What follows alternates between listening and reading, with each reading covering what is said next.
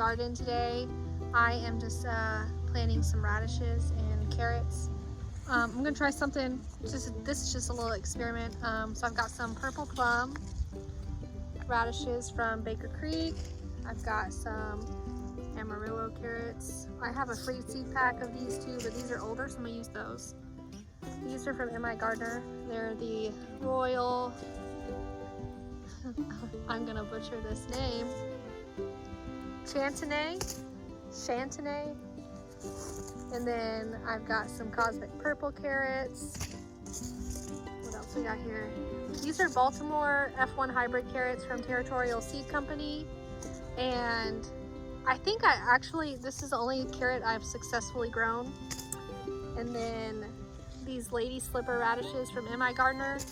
I am going to interplant these in between my tomato plants underneath my trellises because I have about 2 foot of space in between each of my tomato trellises. And so I know that I have the space to grow these. I don't think they'll take away from the nutrients of the tomatoes. And the experimental part of this is that it is May 14th here, 15th. It's Sunday, that's what day it is. And usually it is quite warm here in Southwest Missouri around this time.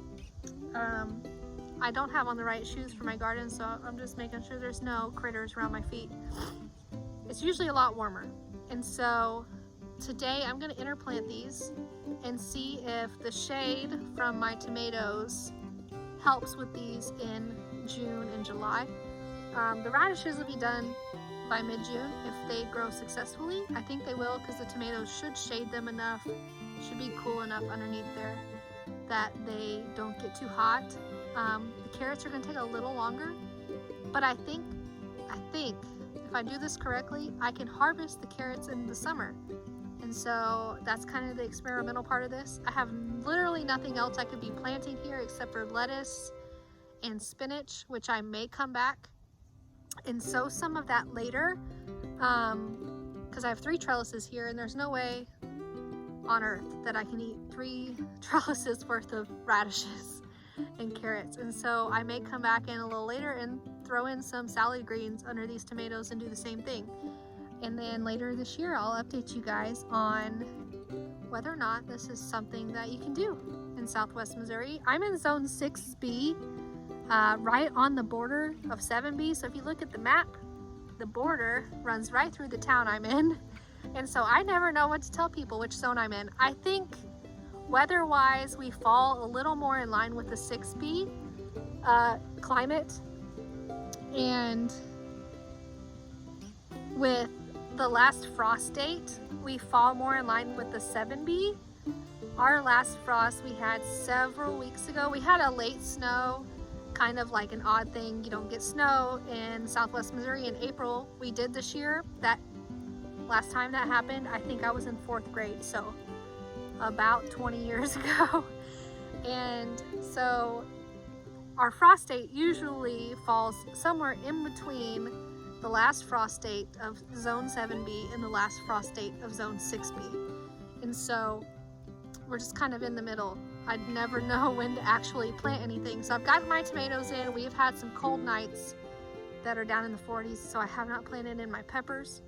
I am going to put my peppers in the ground if I can get a sunny day this week, because the 10-day forecast shows not a single night under the temperature of 55 degrees.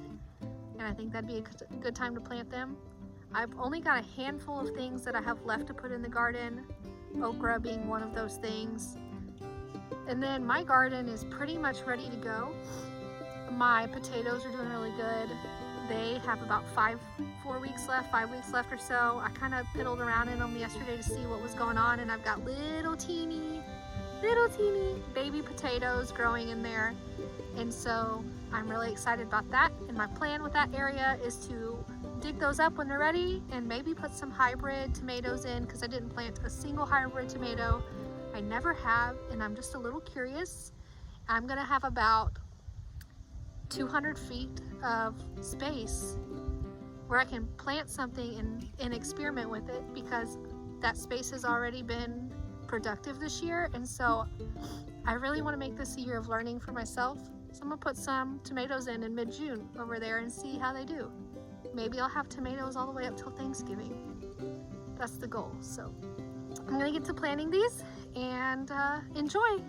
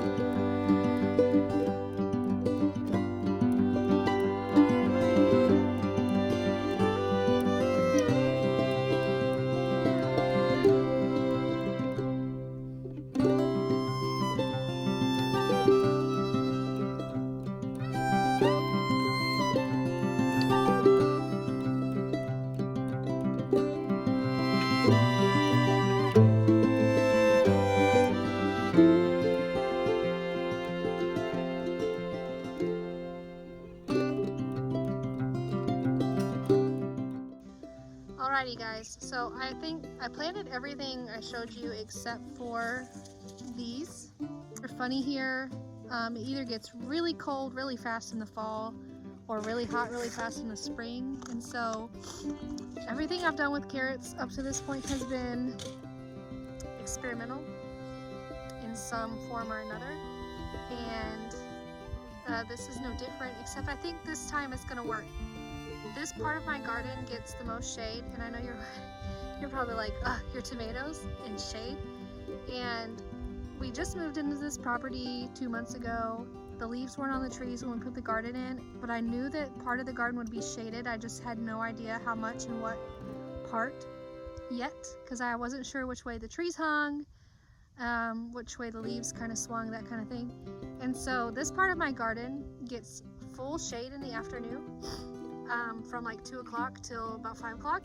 So that is the hottest part of the day. I really think the carrots are going to do well in that. I also think it will lengthen the lifespan of my tomatoes, and if it doesn't, next year I'll move these trellises to the opposite side of the garden that gets full sun for 8 hours, and I'll plant like brassicas over here.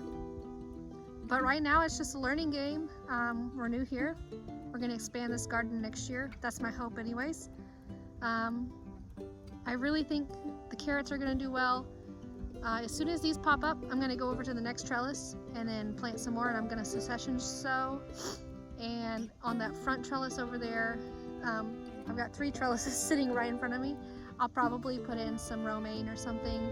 My lettuce patch on the other side of the garden is looking really good, but I know in about a month that it's going to bolt because of where it's located in my garden.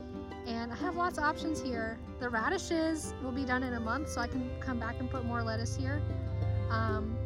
This is the part of the garden I think I'm most excited to learn about and see what works.